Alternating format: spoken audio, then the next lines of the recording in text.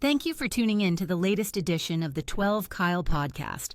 Whether you're listening during your commute, while working out, or just relaxing at home, we appreciate you. Every download, every listen, and every subscription means a lot. Up next, the 12 Kyle podcast. Ladies and gentlemen, thank you for listening. Thank you for downloading. And thank you for subscribing to the latest edition of the 12 Kyle podcast. I am your boy, 12 Kyle. Man, check this out. On this episode, what I want to talk about is toxic workplaces. More specifically, the signs that you're working for a toxic boss. Now, I came to this discussion because if you follow the podcast, and I mean, there's over 600 episodes, I've done episodes on signs of a toxic coworker, signs of a toxic workplace. But more specifically on this episode, we're going to talk about your interactions with your boss. How do you know if your boss is toxic? I came across this meme that was floating around, and I was like, yo, this is perfect. I saw it on, I want to say I saw it on Blue Sky. And shout out to Blue Sky. You can follow me there at 12 Kyle, as well as 12 Kyle podcast and the Rap Soul podcast on Blue Sky. But yeah, I saw this meme and it made a lot of sense. And it as I was looking at it, I was asking myself, you know, have I ever had like a toxic boss? Now, full disclosure, personally, me, 12 Kyle, I don't refer to people as my boss. Even where I work now, there's someone that I report to, but I don't call them my boss. I call them my supervisor. I've always used the word supervisor. I never, or supervisor or manager, you know, something like that. I've never called anybody my boss because at the end of the day, nobody's the boss of me. I know it sounds simplistic, but that's just how I'm wired. Like I would never call someone my boss. Like, hey, I'm hanging out with my boss today. I'm going to get my boss some coffee. No, I'm going to get Joey some coffee. I'm going to get Ricky me and Ricky are going to lunch. No, I'm not going to lunch with my boss because I've never had a boss because I don't refer to my superiors at work as a boss. But for the sake of this discussion, we're going to use the word boss. Because quite frankly, there's probably a lot of you who listen and watch on YouTube. Thank you for watching. I appreciate it. There's probably more than a few of you that refer to the people that you report to as your boss. And it's cool. And don't get me wrong. Listen, it's cool. I'm just telling you what I don't do. I just don't refer to anybody as my boss. So now that we got that out the way. There are some signs that you're working for someone or working with someone who is toxic. Now, the interesting thing about, you know, reporting or having to deal with someone who is toxic, someone that's your boss, is that, you know, let's just get the elephant out of the room. We spend a lot of time at work, right? I mean, most of us have at least 8-hour work days, right? And given the fact that you spend so much time at work, I'm not saying that everybody has to be friends with every coworker or friends with every boss or anything like that. You know, I think ultimately you want to be cordial. You want to be able to get along and you know, move in the same spaces. But, you know, are you going to have to be friends to the point where you go get beers after work? No, you don't have to be like that. But, you know, there has to be some type of clarity between what you are and how you're going to conduct yourself. I always said this, and I mentioned it on previous episodes, and it's worth repeating. I don't need friends at work. I've been able to gain some friends along the way, and I think that's been dope. But there's only two things I ever wanted from work. Give me my check and give me some respect. That's it. I mean, after that, you know, you can go your way, I can go mine, because trust me, I'm one of those people that I truly always have and always will. When work is over, and, you know, at the time when I was going into an office, When I hit the door, I left work right there at the door. I don't take work into the car with me and on the way home. And I damn sure don't bring work into my living space. Now, and I don't mean like work where I'm actually working. I'm just talking about the mentality of worrying about what's going on at work. And I was always able to compartmentalize and leave, whatever stress or problems that's going on at work at work and not take it into my house. Cause I think a lot of us tend to do that at times. Um, and over time things have changed. I'll be honest, because like in my profession, there was a time where, the idea of working from home was like nonsensical. Like nobody wanted you to do that. Like they'd almost cut off your head for even thinking about, hey, you could work from home. No, but now, since the pandemic, nobody works in the office. Everybody works from home, and a lot of people in my profession do that. So, and that's cool. Um, but anyway, I wanted to just kind of give you that background because again, I don't refer to people as my boss. Have I had supervisors and managers along the way? Of course. Have they all been great? No. I've worked with some really great ones. I'll be honest. I really worked with some really, really good ones. And if you've been following the podcast, I did have one asshole and she knows who she is. And I may or may not reference her in this episode. Probably will. That being said, how do you know if you're working for a toxic boss? There's signs, and I've got a few signs, and we'll run through them. Obviously, the first sign that you're working for a toxic boss is one, you're being micromanaged. You feel like you're being watched 24/7. I don't know how people can be productive if you're micromanaging them. It doesn't make any sense to me. Now, if there are people who are underperforming and they're watching to see what it is that you're doing, maybe. But the thing about that is that when you have that eye on you and you feel that eye burning on the back of your skull, how can you work and be productive like that? And it doesn't matter what line. It doesn't matter if you're the guy working fries, or you're working at Home Depot, or you're working in an office job. I mean, like, I don't necessarily know how you can be productive if you feel like you're being micromanaged. One of the questions I always ask when I'm in interviews is, I ask the manager or the supervisor or whomever I would be working or reporting to, what's your managing style? How do you get along with your employees? And how they answer that is really telling as to whether or not I'm going to take the job or not, or how I will maneuver once I get the job, because I think that's very important. If you're hands off, if you are someone who has an open door policy, but you're not watching them every move that they make and handling them like an adult, yeah, we can work together. But if you're worried about the fact that they left at 1 o'clock and they came back at at 2:15, they took a hour and 15-minute lunch break. If you're worried about stuff like that, we probably won't mesh. And that's not to say that I'm incapable of following instructions, because I can. But nobody wants to feel like they're being micromanaged, and nobody wants to feel like they're being watched. And I don't know how you can perform at your best if you're being watched 24/7.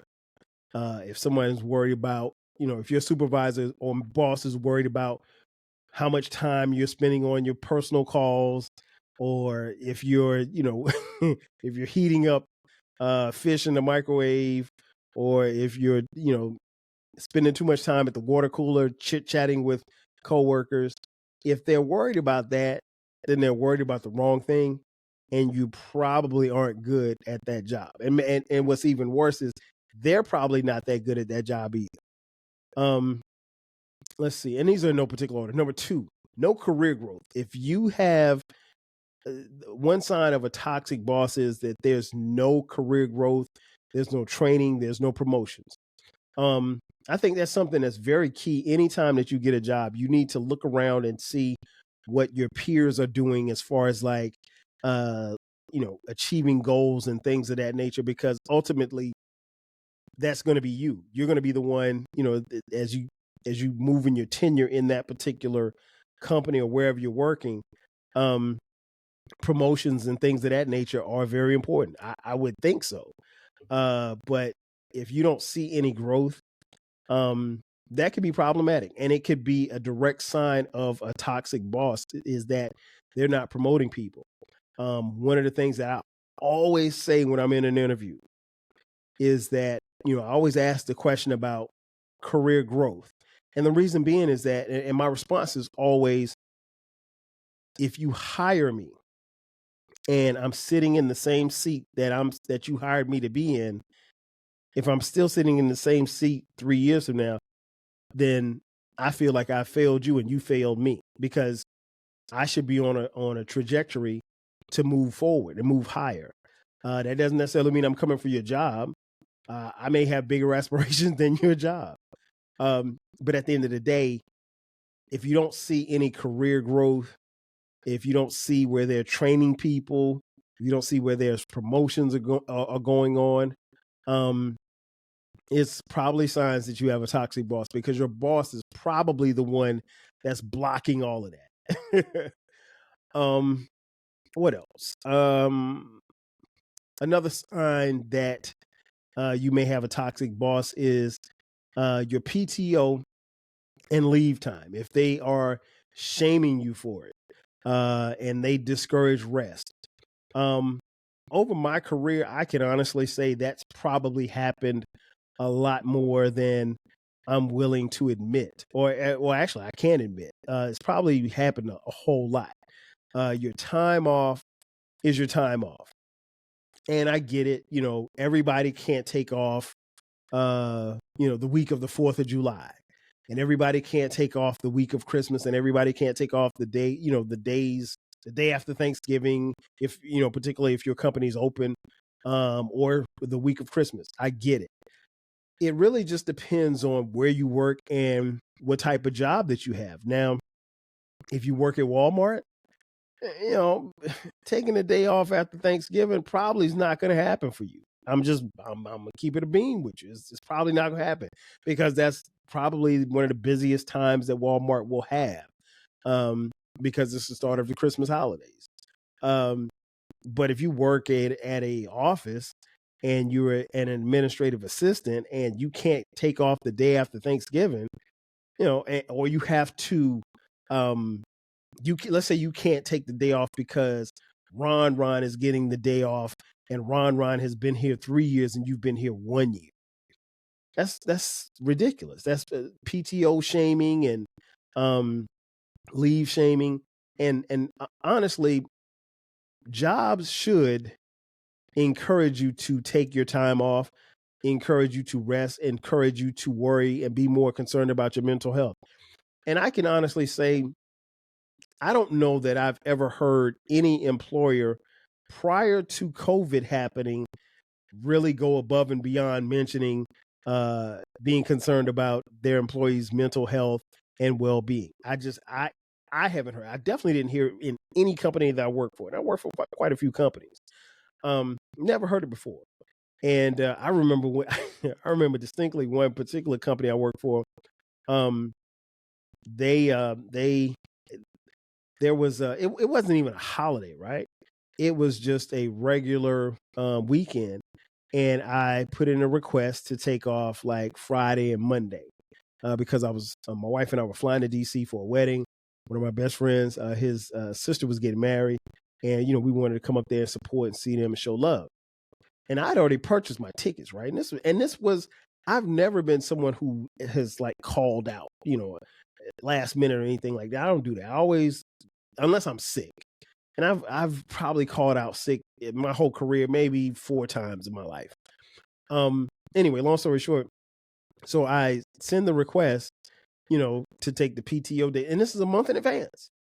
And my supervisor, my boss said, well, she responded. She said, well, hey, Kyle, you can't take those 2 days off because we will be short staffed if you do.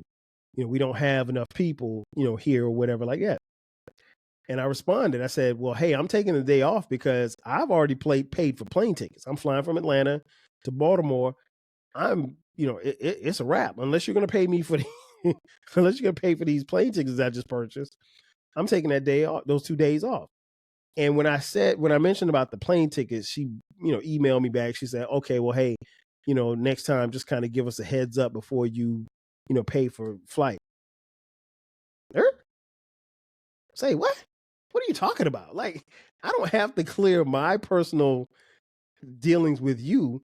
Now if it were the day, if I was taking Friday and Monday off and I told you on Thursday, kind of different story because, I'm not calling out, I'm requesting the day off, but I've earned those PTO days. That's the thing.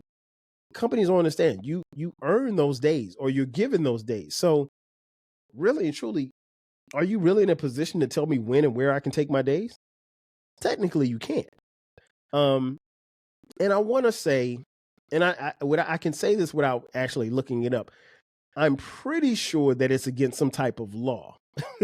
I'm pretty sure they're breaking some type of labor law by trying to regulate your days. But they can't.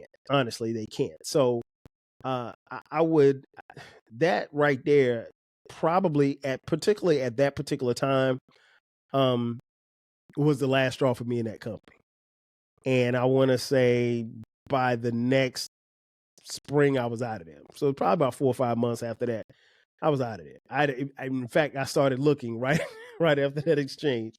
But yeah, so anytime they try to shame you as far as your PTO time, and they're not encouraging you to rest and get time away from work, spend time with your family, having what they call a work-life balance.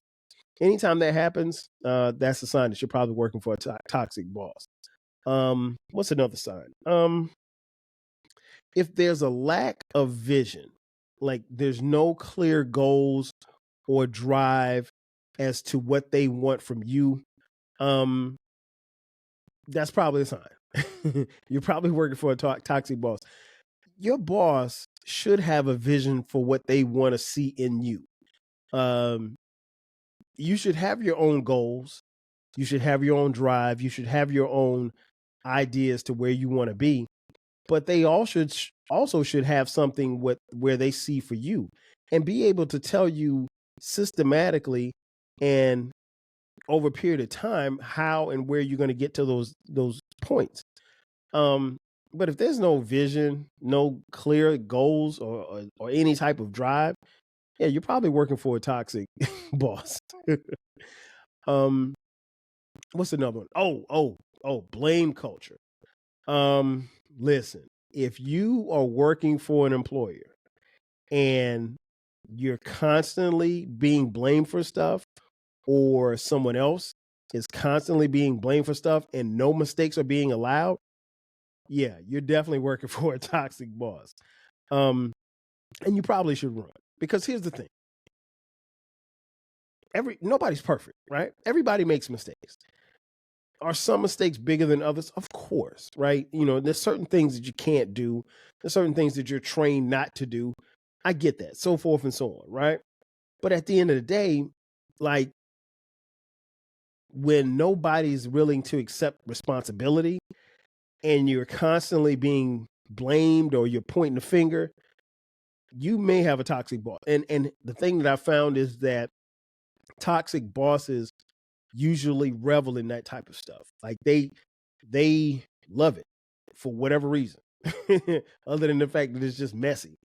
Yeah, when there's nothing but finger pointing, that's a problem. It's extremely problematic. Another thing, if you don't have any clarity as far as your role, and it kind of goes back to the lack of vision, no role clarity, you don't have metrics that you have to meet, anything like that, then that's definitely a sign that you are working for a toxic boss. Yeah, that's not cool. I mean, like, if you don't have metrics, then how do you know if you're succeeding at your job? I mean, that's a very simple question. And honestly, it's a question that probably most of us should ask in the interviewing process. How will I know if I'm succeeding in this job? How will I know if I'm failing? Because here's the thing. If you don't have metrics and tiers as far as what you need to hit, then how can I measure as to what I'm doing or not doing, or even better, if I'm exceeding those metrics, how can I ask you for a raise or promotion if I don't know where the target is? If my goal is to hit 7 and I'm hitting 9, but I don't know the difference between 7 and 9, then I mean, what am I doing? Like, I don't know where that goes from there. And sometimes toxic bosses will rather keep you ignorant about stuff like that before anything else. And you have to be aware of that. I think that's very important. And it's something that can really weigh on an employee. And you don't want that. You really don't. And right now it's time for a quick commercial break. Sit tight. On the other side of the break, I'll give you a few more signs that you're working for a toxic boss. Sit tight. I'll be back in just a second. And just like that, we are back. Once again, it's your boy 12 Kyle. This is the 12 Kyle podcast. We're talking about signs that you are working for a toxic boss. Before the break, I gave you a few signs, and I'll give you a few more before we get out of here. Another one that I could definitely think of that appeared on the meme was no transparency. If they're gatekeeping information, that's a sign that you have a toxic boss. Your boss should be able to tell you not only what their vision is for you, but they should also be able to tell you the vision for the company or wherever you're working and how and why and what success looks like. And anytime that there's something going on, that should be a telltale sign if the company or where you're working is doing well financially or not so good financially. That's what you need to know. And that makes me think about this company that I work for. And I talked about it on previous episodes. I'm not going to name the company, but I mean, you can look it up.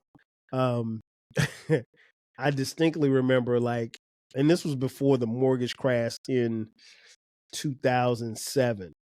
I distinctly remember I was working for this company and I remember they sent out an email and, we had heard some whispers that, some departments weren't doing that well. And so they said, okay, Department A, B, and C come to this offsite meeting at, this hotel. And so they rented out this hotel, this ballroom or whatever like that. And so, we're thinking we're going to have lunch and they catered the lunch and everything like that. So A, B, and C departments had to go to the lunch. Department D had to stay on site. They didn't say why, but Department D, y'all stay here. We have a meeting, blah, blah, blah, blah, blah. And some people really wasn't feeling or understanding what was going on. So everybody in Department A, B, and C were at this luncheon, and the people that were at Department D, that were in Department D, was still at work, and they came in and told the people in Department D, "You're fired as of right now. We're going to get your stuff. We're going to help you get out of here, and you all will be out of here and off the premises by the time these people trickle back in from this luncheon." Dirty as hell. I mean, no type of transparency.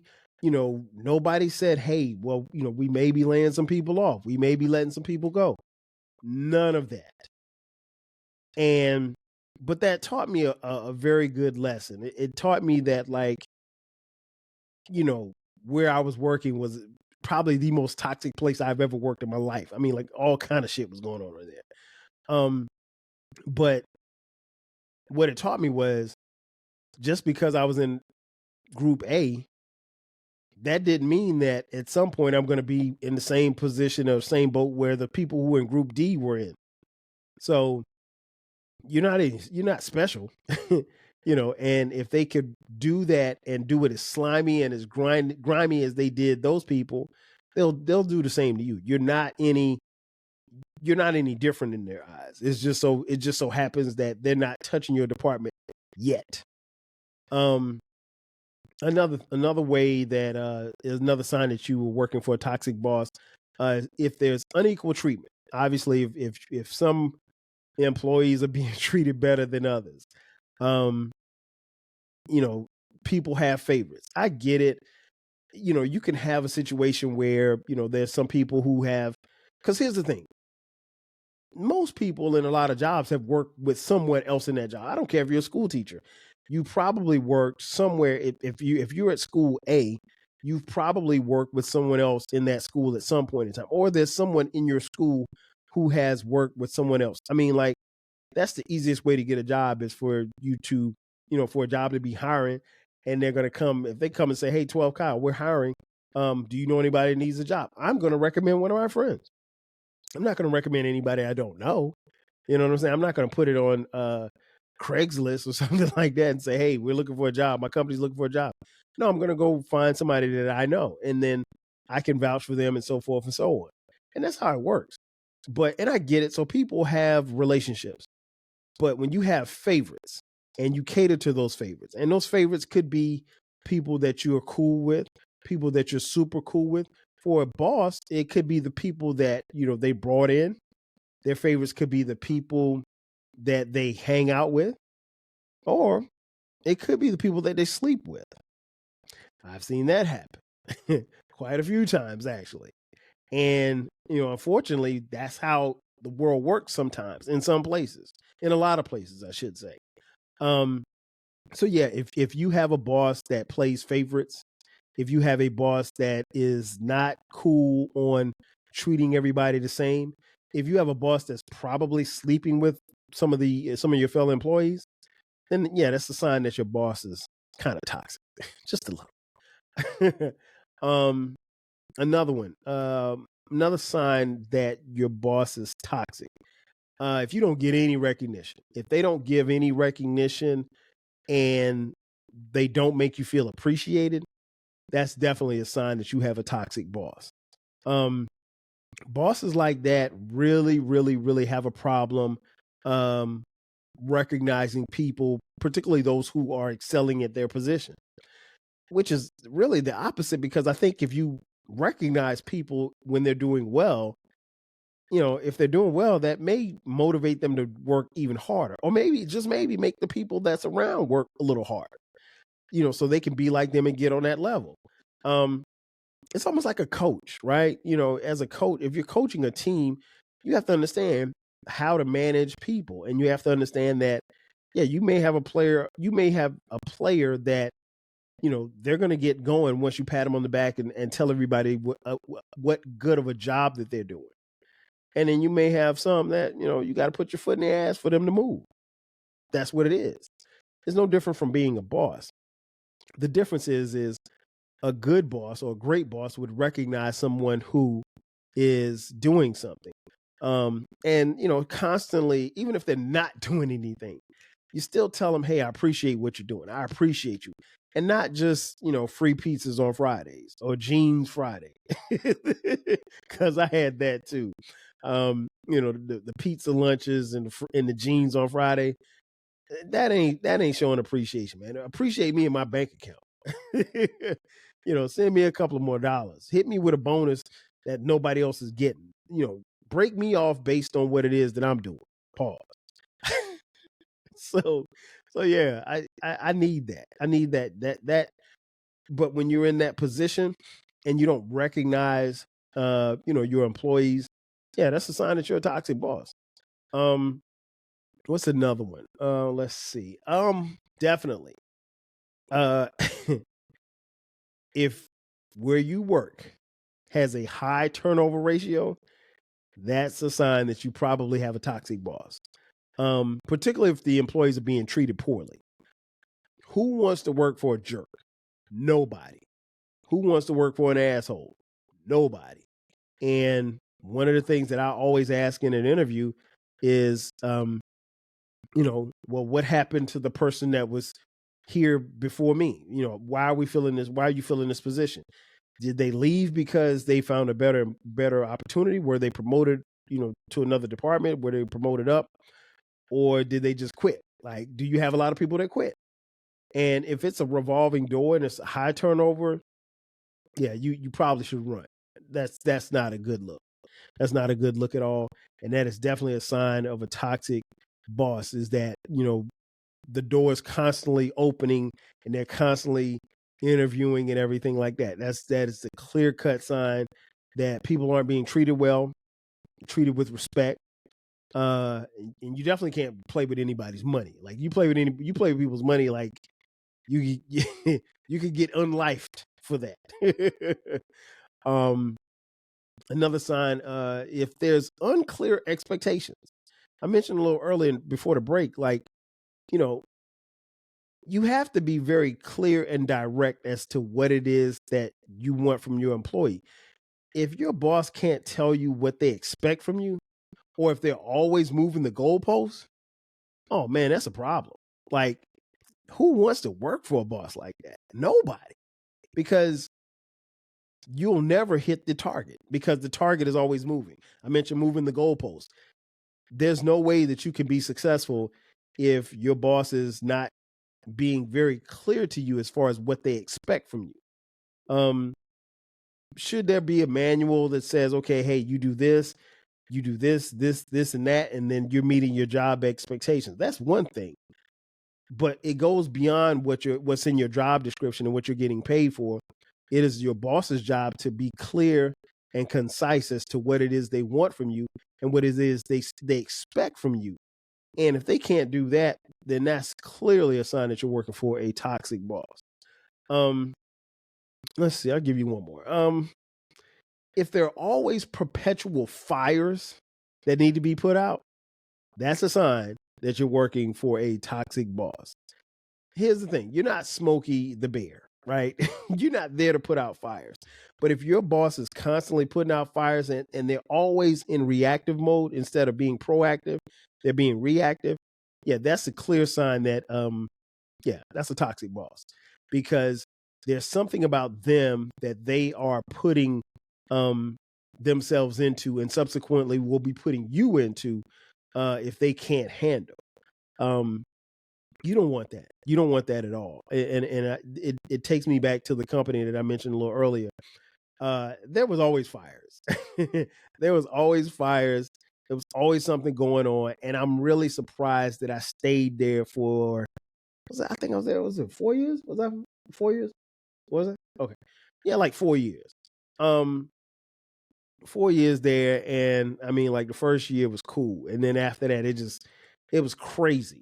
But like there was always fires going on. There was a lawsuit that happened where some people at the company had to give a deposition. Excuse me. They had to give a deposition in court. There were some things that were going on that I clearly thought was like illegal. But my boss, who I could not stand, and I listen, and I mentioned on a previous podcast, and it's worth repeating. Like, I'm probably one of the easiest people to get along with, particularly at work, because again, my check, respect. That's all I want. I don't need none of that. I don't even need a whole bunch of conversation, right? But I distinctly remember, asking my boss, like, hey, like I would say, okay, well, hey, I'm going to turn this down. This right here does not work. It doesn't fit. I think something illegal is happening here. And then my boss would come back and be like, oh, no, I'll approve it. I'll just sign off on it. What? Wait, what? Say what? You're going to approve it? Now, so that means you're undercutting my authority. If you put me in a position to make a clear decision based on the company, and then you come back and undercut it, then what I don't have any legs to stand on at this point. And I'll never forget it. That my tenure at that company ended.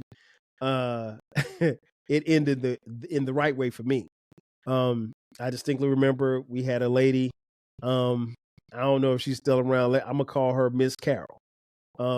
Miss Carol, she came to me and she pulled me to the side and she said, "Hey," she said, I'm going to tell you this because I like you. I like how you get down, and you seem like a nice young man." She was old school too. She was like, she leaned in. She was like, "This motherfucker about to blow up. You better get your ass out of here as soon as you can."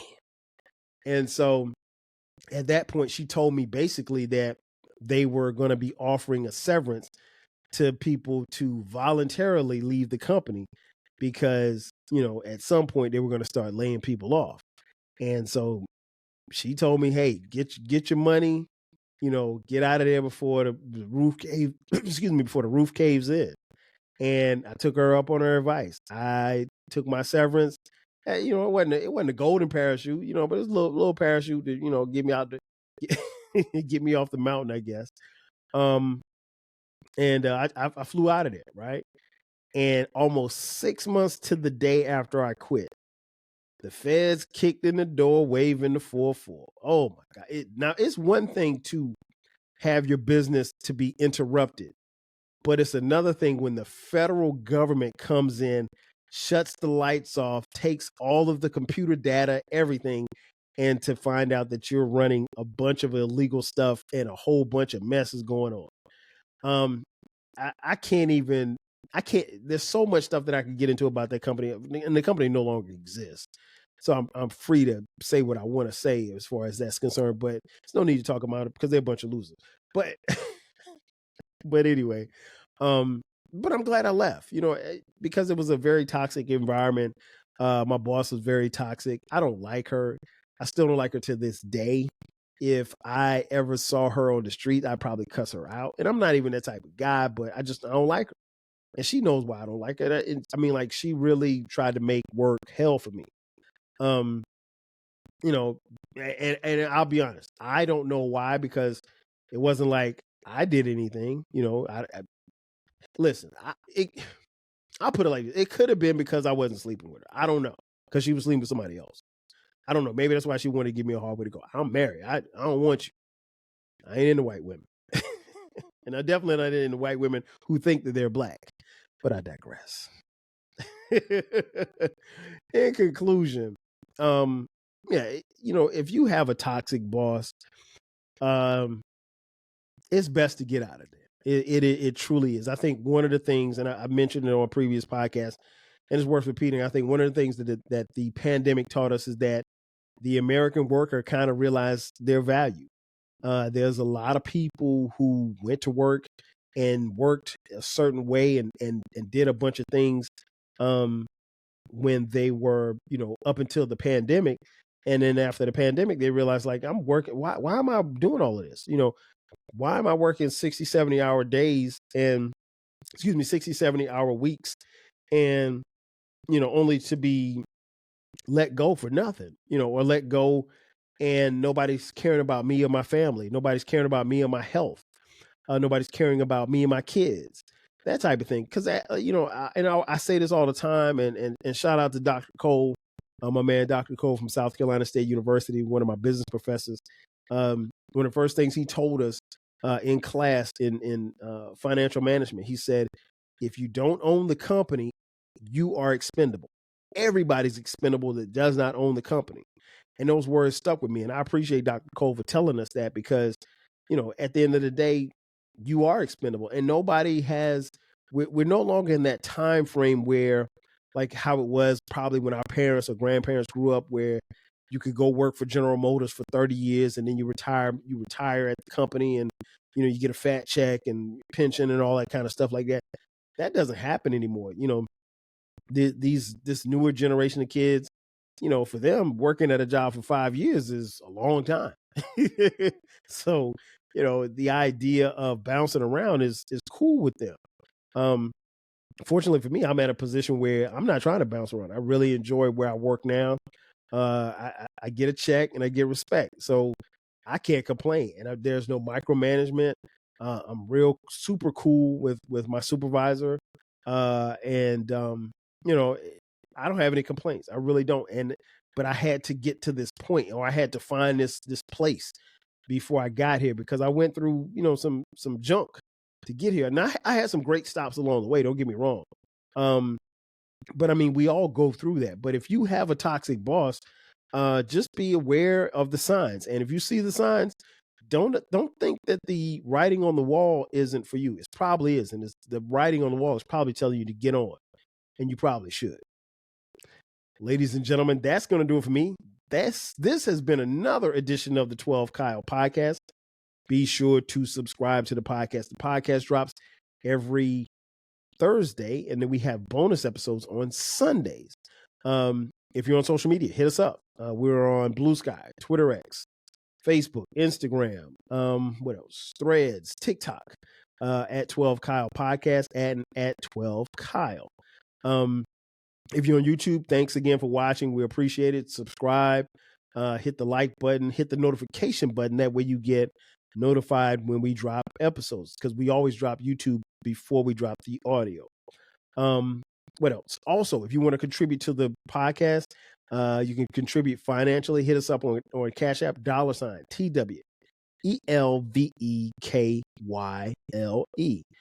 We also have merch. If you look down in the description box, there's a link that says merch. Click that link. You can buy 12 Kyle Podcast t-shirts, hoodies, as well as coffee mugs. We got it for the low. And if you did not know, we also have a new baby. We have a new baby. The new baby is called the Rap Soul Podcast. It is a podcast where there's an intersection of discussion from the 80s, 90s, and the 2000s when it comes to rap, soul, hip hop, and R&B. It's the best music podcast that you've never heard. So check it out. And more importantly, tell a friend to tell a friend. And those podcast episodes drop every Monday at midnight. Again, that's going to do it for me. I am your boy, 12 Kyle. This has been another edition of the 12 Kyle Podcast, where we talked about the signs of a toxic boss. Again, I'm your boy, 12 Kyle. We'll catch you guys next time. 5 G's. Cheers. Thanks again for listening to this episode of the 12 Kyle Podcast. If you enjoyed this episode, make sure that you hit the subscribe button and share this podcast with a friend who needs the 12 Kyle Podcast in their life. Every listen, every download, and every share helps us grow. Thanks for being a part of the 12 Kyle Podcast community. We appreciate your support. We will catch you next time. 5,000.